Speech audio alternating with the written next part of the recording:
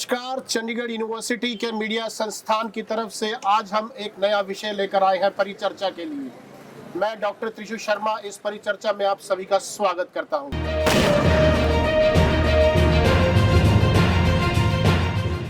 आज इस परिचर्चा का विषय है रूस और यूक्रेन के बीच छिड़ा युद्ध।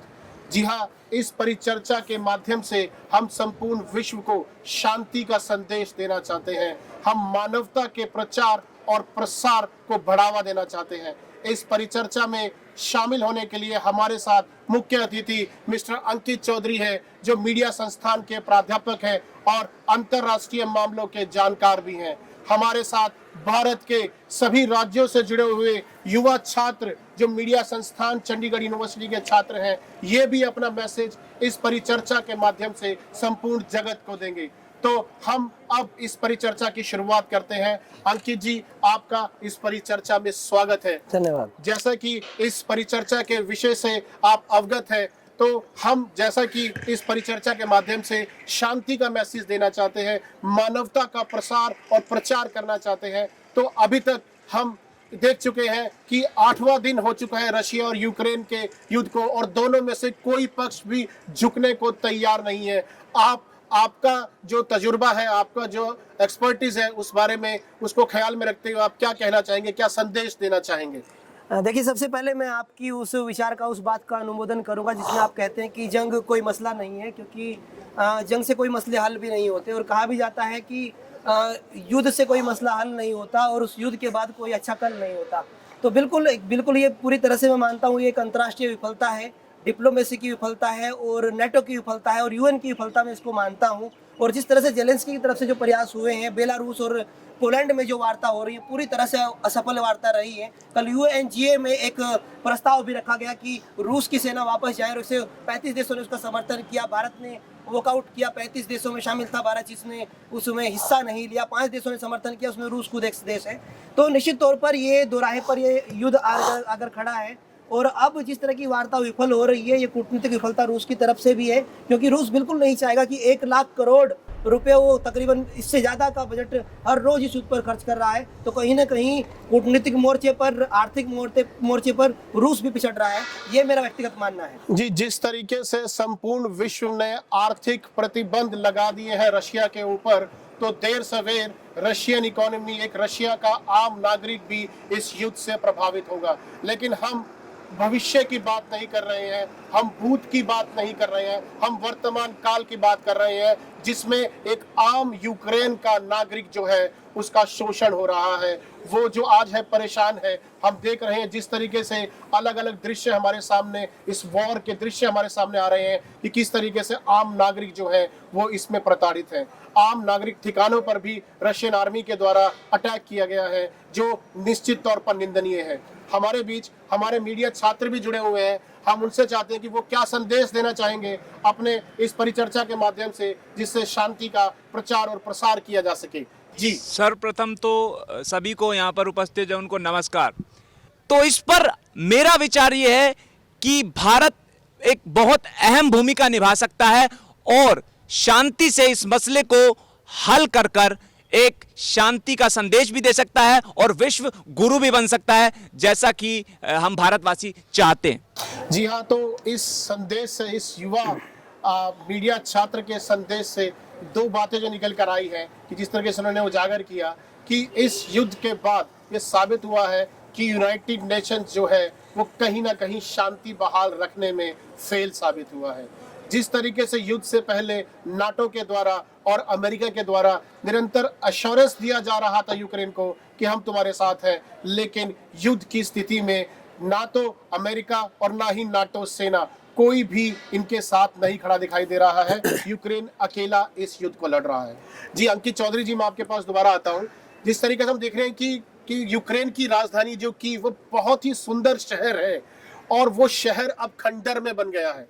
तो ये एक युद्ध के ही दुष्परिणाम है। हम देख रहे हैं कि हमने किसी जमाने में लीबिया देखा, हमने किसी जमाने में इराक देखा, हमने किसी जमाने में अफगानिस्तान देखा, आज हम यूक्रेन को देख रहे हैं। तो हम यही चाहते हैं कि शांति बनी रहे। तो शांति के लिए क्या हो सकता है, आप इस बारे में कुछ बताइए। जी बिल्कुल, आपने अच्छा इतिहास याद कराया। आप सीरिया की बात करें, इराक की करें, अफगानिस्तान की करें, वहाँ पर आज भी शांति बहाल नहीं हुई है और जो भी देश युद्ध की गर्त में गया है, उसको उभरने में बड़ा समय लगा है। जब हम परमाणु परीक्षण कर रहा था भारत पोखरण में, तो उस समय यूक्रेन एक ऐसा देश था जिन्होंने परमाणु परीक्षण पर सवाल उठाया था और आप जिस राजधानी की बात कर रहे थे, उस राजधानी को इस आधुनिकीकरण के दौर में आप देख सकते हैं, जब हमने पोखरण में जो परमाणु परीक्षण किया था। तो ये दो तरफा चीज़ें होती हैं। जब आप युद्ध लड़ रहे होते हैं, जब आप विकास की तरफ जा रहे होते हैं, एक देश का सर्वांगीण विकास आप देख रहे होते हैं, तो आपको सिर्फ आर्थिक नहीं, राजनीतिक, सामाजिक और कूटनीतिक के साथ साथ आपको सैन्य परीक्षण पर भी ध्यान देना पड़ता है। मुझे लगता है यूक्रेन कहीं ना कहीं कूटनीतिक तौर पर पिछड़ गया और नाटो के हाथ का एक खिलौना बनकर रह गया। अमेरिका से जो आश्वासन मिला वो धता साबित हुआ, अमेरिका साथ नहीं आया। हालांकि अमेरिका की तरफ से, फ्रांस की तरफ से आज भी लगातार चेतावनी आई है। और जहां तक आप शांति समझौते की बात करें तो उसमें दो पेच हैं। पहला पेच ये है कि आज ही रूस ने कहा है कि वो जेलेंस्की के शासन को, उनके राष्ट्रपति पद को बहाल रखने के लिए तैयार है। पोलैंड और बेलारूस में जो वार्ता हुई है, दूसरे दौर की वार्ता, वो विफल हो चुकी है। तो ये कूटनीतिक असफलता जेलेंस्की की तरफ से मैं मानता हूँ, उसमें दोषी मानता हूँ। और कहीं ना कहीं जिस तरह से अमेरिका के साए में जेलेंस्की आगे बढ़ रहे हैं, वो उनके लिए खतरनाक साबित हो रहा है। ये मेरा व्यक्तिगत तौर पर मानना है। यानी कि अंकित चौधरी जी का कथन ये है कि एक कूटनीतिक विफलता जो है, ये भी इस युद्ध का प्रमुख कारण है। जी हाँ, कूटनीतिक विफलता यानी बातचीत का ना होना, बातचीत की विफलता। यहाँ पर एक उम्मीद, एक आशा की किरण ये आई थी कि अभी 2 दिन पहले जिस तरीके से पीस टॉक बेलारूस के बॉर्डर पर हुई थी, लेकिन वो पीस टॉक जो शांति वार्ता है वो विफल रही। हालांकि इसमें एक जो उम्मीद ये है कि दोनों देश इस बात पर राजी हुए कि ये शांति वार्ता का अगला दौर भी जल्दी होगा। हमें उम्मीद है, हम यही प्रार्थना करते हैं, हम यही उन दोनों देशों से निवेदन करते हैं कि वो इस शांति वार्ता को सफल बनाए और तुरंत ही युद्ध विराम करें।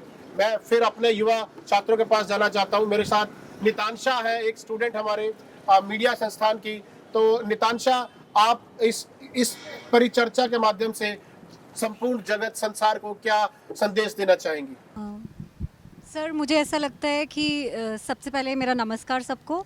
मुझे लगता है कि जिस तरह ये युद्ध चल रहा है और लोग अपने बहुत सारे देश में मतलब अपने बच्चों को जैसे खो रहे हैं और बहुत सारे बच्चे जो वहाँ पढ़ने गए हैं वो गुमशुदा हो रहे हैं, और जैसे कि कोविड में भी बहुत लोगों ने अपने परिवारों को खो दिया, तो ये युद्ध मुझे लगता है यहीं ख़त्म कर देना चाहिए। इससे ये ना हो कि सब अपने परिवारों को और ज़्यादा खो दें, क्योंकि इतना ज़्यादा लोगों ने ऑलरेडी सब फेस कर लिया है। तो मुझे नहीं लगता कि इसको और बढ़ाना चाहिए और परिवार अपने सब खत्म कर दें। भारत का युवा जो है वो भी शांति की अपील कर रहा है। वो भी चाहता है कि दोनों देशों में जो है वो संधि हो और दोनों देशों में जो शांति वार्ता है वो सफल हो और युद्ध तत्काल प्रभाव से रोका जाए।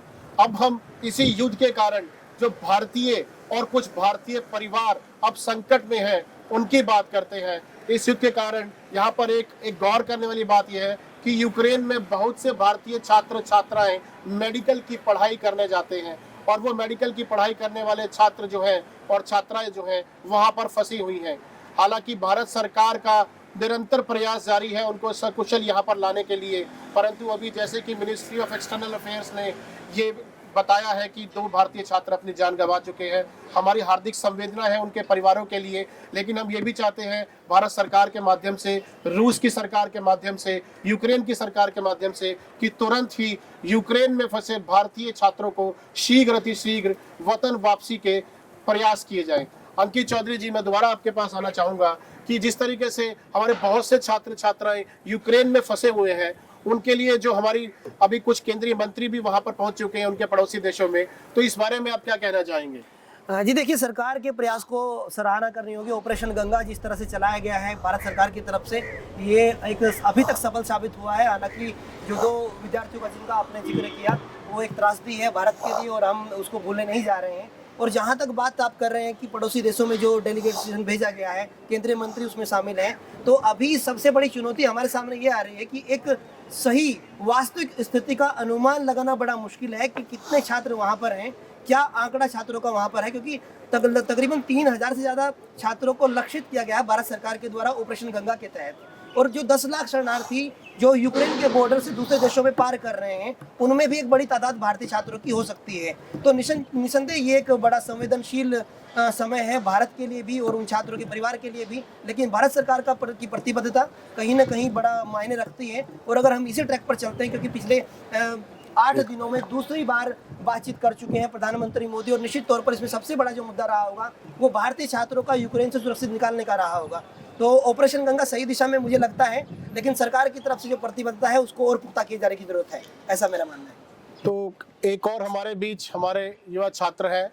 मेरा निवेदन है कि संक्षेप में अपनी बात, अपना मैसेज दें शांति के लिए। सभी गणमान्य अतिथियों को मेरा नमस्कार। और जिस प्रकार से हम शांति की वार्ता कर रहे हैं, तो ये बहुत ही ज़्यादा ज़रूरी है कि हम शांति की ओर बढ़ें, क्योंकि ये युद्ध जो होता है वो सिर्फ और सिर्फ 2 राष्ट्रपतियों या सिर्फ 2 देशों के बीच नहीं होता है। जिस प्रकार से अभी गुरुजी ने कहा भी कि हमारे देश के 20,000 से अधिक छात्र अभी भी वहाँ पास में हैं, और जिस प्रकार से हमें देखना पड़ा कि कुछ समय पहले ही हमारे छात्र नवीन को अपनी जान गंवानी पड़ी। तो ये अत्यंत ही कठिन एवं दुर्भाग्यपूर्ण विषय है कि आज के समय में जब हमें लोगों की तरक्की के ऊपर काम करना चाहिए, तो 1 लाख करोड़ रुपए युद्ध के लिए खर्चा किए जा रहे हैं।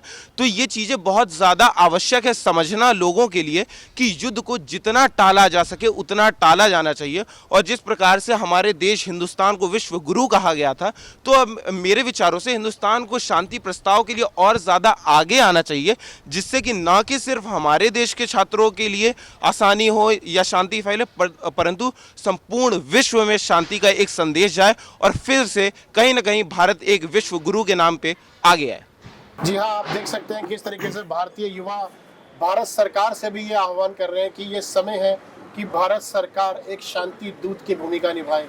यहाँ पर गौर करने वाली बात यह है कि भारत एक शांति प्रिय देश हमेशा से रहा है और हमेशा से चाहता है कि संपूर्ण विश्व में शांति और सद्भावना कायम रहे। चर्चा को हम अंतिम रूप में लाते हुए मैं अपने छात्र छात्राओं का धन्यवाद करना चाहूँगा। अंकित चौधरी जी, हमारे एक्सपर्ट का भी धन्यवाद करना चाहूँगा, और ये मैसेज देना चाहूँगा अंत में कि हम भारत और भारत के लोग शांति की कामना करते हैं। हम निवेदन करते हैं रशिया की सरकार से, हम निवेदन करते हैं यूक्रेन की सरकार से कि वो तत्काल युद्ध विराम की घोषणा करें और आने वाली जो उनकी शांति वार्ता है उसको सफल बनाएं, ताकि कोई भी मानव और संपूर्ण मानवता जो है शर्मसार ना हो, किसी का नुकसान ना हो।